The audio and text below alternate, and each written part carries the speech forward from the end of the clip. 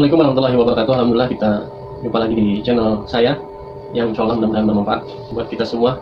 Jangan lupa subscribe dan bagikan, nyalakan notifikasi loncengnya supaya nanti setiap update video-video terbaru akan selalu kita bisa simak. Mudah-mudahan channel ini bermanfaat dan mudah-mudahan kawan-kawan semua yang menyimak channel ini sukses, mulia, bahagia dunia akhirat. Amin ya rabbal alamin.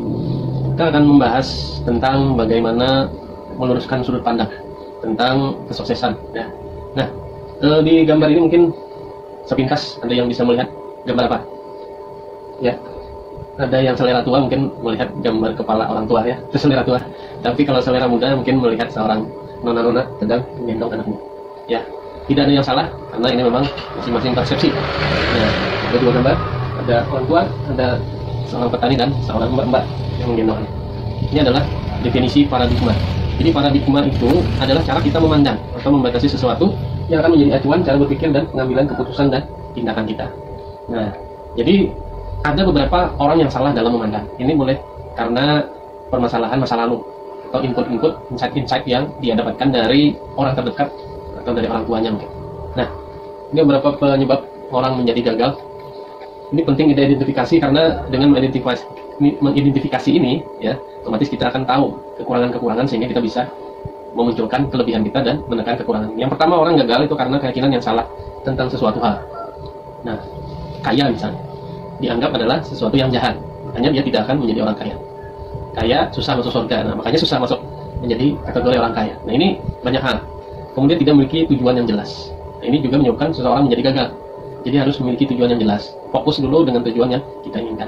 Memang tujuan itu nanti sifatnya adalah pribadi dan bermakna. Maksudnya pribadi adalah yang sangat di diri kita. Jadi contoh misalnya, kalau saya dulu lagi kecil pengen punya motor yang motor laki lah. Nah, pada saat saya sudah punya anak, punya istri, ya itu nggak lagi menarik. Mungkin impiannya sudah harus jadi mobil. Nah, jadi goal yang jelas ini tetap harus kita lakukan koreksi setiap. Mungkin kalau orang itu ada yang namanya resolusi awal tahun, nah, boleh jadi seperti itu kita lakukan yang namanya koreksi, evaluasi terhadap tujuan kita. Tidak yakin terhadap tujuannya akan terwujud, tidak memakai rencana cara yang tepat untuk mencapai tujuan.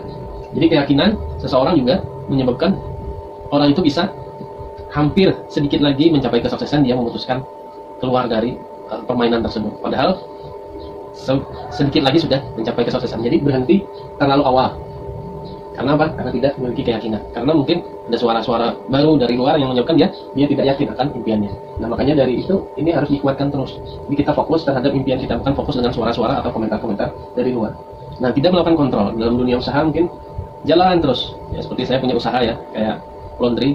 Pada saat saya bangun usaha, waktu saya yang gagal dulu pertama di Balikpapan, saya tidak lakukan kontrol. Di jalan rame ya, per hari ini dengan 4 karyawan bagus. Ternyata karena tidak dikontrol, quality control hampir 1 bulan, rekrut karyawan yang salah, pelanggan pada lari semua. Akhirnya omset jatuh 70%. Nah, ini karena tidak dilakukan kontrol. Kita perlu ada supervisor untuk ini. Atau kalau di dalam mencapai impian kita perlu mentor. Nah, ini juga banyak orang yang menyalahkan, beralasan dan justify, membenarkan. Jadi kalau ini dia tidak mengakui dirinya yang keliru, tapi mencari-cari orang lain yang salah. Kemudian mencari-cari alasan. Jadi selalu melakukan yang namanya beralasan. Padahal ada istilah kan, seorang yang gagal dia punya satu alasan untuk gagal. Tapi kalau orang yang berhasil, orang yang punya satu cara lebih dari pada orang gagal. Jadi dia melebihi satu cara dari kegagalan tersebut. Dia akan selalu memberikan fokus dengan solusi. Kemudian tidak mengambil pelajaran dari pengalaman diri sendiri dan orang lain. Nah, penyebab kegagalan ini, akumulasinya itu kalau tidak kita identifikasi, maka kita bisa mendapatkan hasil yang tidak baik. Nah, hasil tadi kan siklusnya seperti itu tadi. Kita ingat kemarin, kalau hasilnya tidak baik, maka menyebabkan tindakan kita juga akan berkurang powernya. Sehingga akhirnya kita memutuskan tidak mau lagi melakukan pekerjaan tersebut, profesi tersebut. Nah, jadi kita harus mengidentifikasi dulu penyebab-penyebab itu. Nah, dari sudut pandang di paradigma, kalau kita melihat gersangnya tanah ini definisinya adalah opportunity nowhere. Tidak ada peluang di mana-mana. Tapi pada saat kita bisa melihat sudut pandang positif dengan paradigma yang tepat, kacamata yang tepat, maka gersangnya taman tadi itu ternyata adalah cukup merubah sudut pandang menjadi hijau dan indah. Itu dengan cara menggeser nowhere menjadi now here. Peluang ada di sini. Sama seperti seorang yang dikirim sales sepatu ke Afrika. Jadi pada saat dia datang, karena dia melihat sudut pandang negatif, wah, tidak ada peluang. Karena apa? Di Afrika orangnya pada nyeker semua, sandal aja nggak laku. Nah, Jadi pada saat sales yang seperti ini disampaikan oleh perusahaan, akhirnya dia memberi laporan, bos, tidak ada peluang.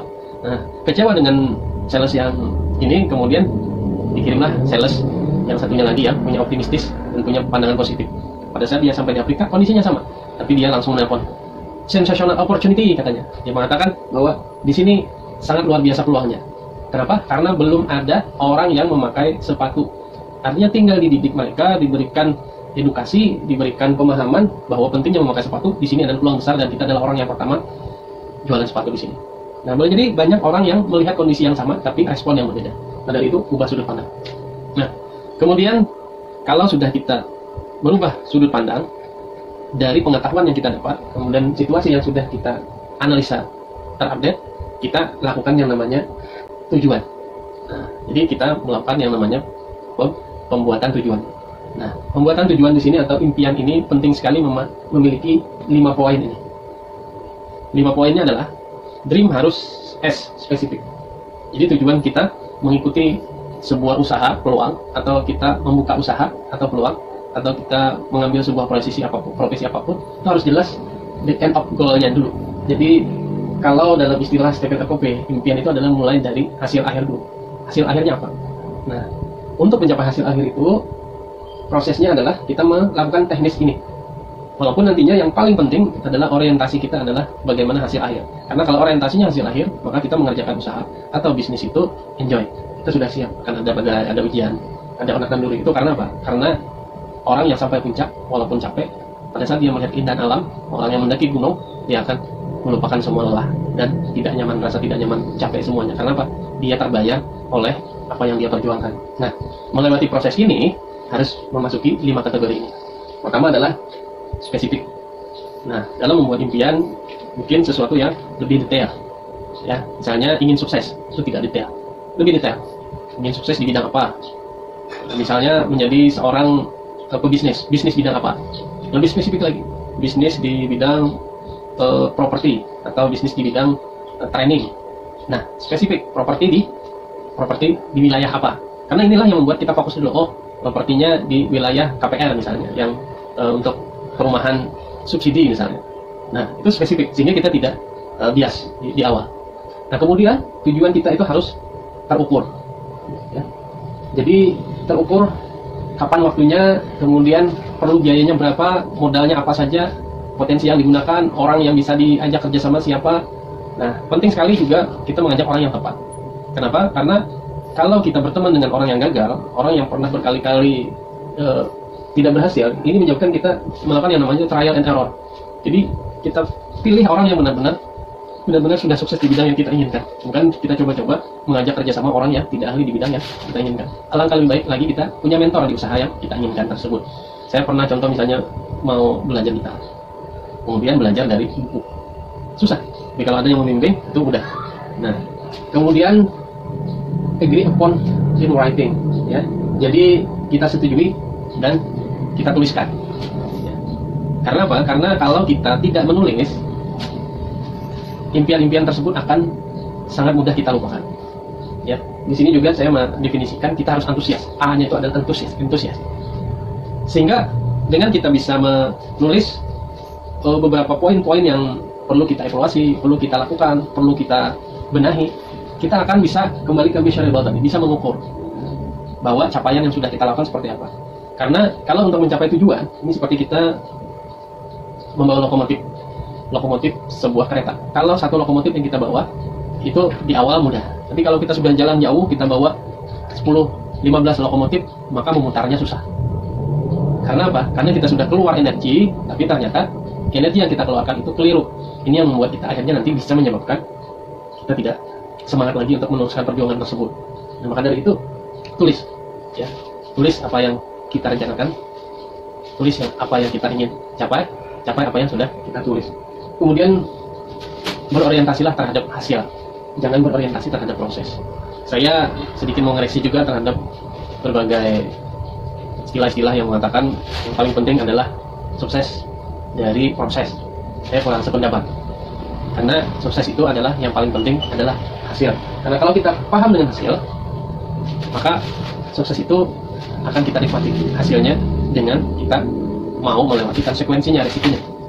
Tapi kalau kita hanya bicara proses, ya otomatis nanti kita akan pada saat prosesnya tidak mengenakan, kan manusia secara emosional kalau sudah bikin gak enak berkali-kali berulang-ulang, biasanya dia akan tidak semangat, tidak bergairah lagi melakukan hal tersebut. Nah, jadi harus berorientasi terhadap hasil, berapa, bikin angka, dan itu masukkan ke alam pikiran bawah sadar kita. Yang terakhir adalah time activity atau time limit. Jadi harus punya waktu nih, berapa lama kita mau mencapai sukses tersebut di sebuah usaha. Misalnya yang punya keinginan di asuransi atau network marketing, atau yang punya bisnis apapun, bisnis kuliner, properti, mau cabang berapa, tahun berapa, kemudian sukses berapa, angka kekayaan yang ingin dia dapatkan. Ini harus dibikin.